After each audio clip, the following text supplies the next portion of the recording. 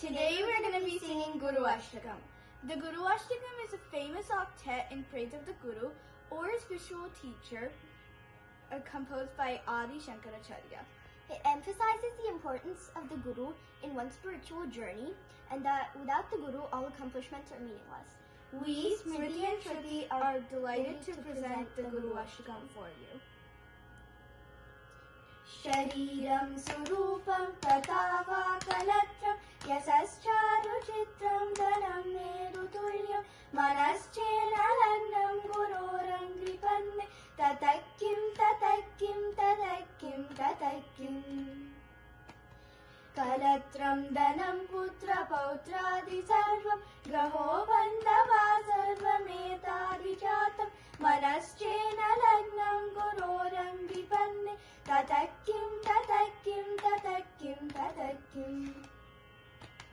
sadangadi vedo mukeshastra vidya kavitva vigadyam supadyam karoti manaschena lagnam guroram gripanne tatakim tatakim tatakim tatakim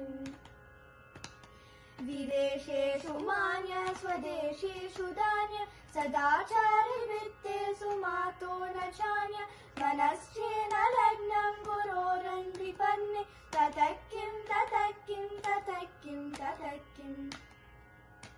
क्षमा मण्डले भूपालवृन्दे सदा सेवितं यस्य पादारवृन्दं मनश्चेन लग्नं गुरोरं कृपन्ने ततकिं ततकिं ततकिं ततकिं यशो मे गतं दिक्सुदाना प्रतापत् जगद्वस्तु सर्वं करे यत्प्रसादत् मनश्चेन लग्नं गुरोरं कृपन्ने ततकिं ततकिं ततकिं ततकिं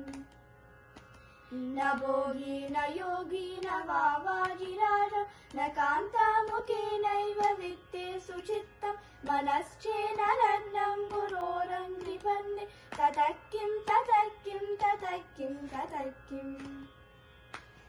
अरण्येन वा स्वस्य गेहेन कार्ये न देहे मनोवारते निर्मनार्के मनश्चेन लग्नं गुरोरं कृपन्ने ततकिं ततकिं ततकिं ततकिम्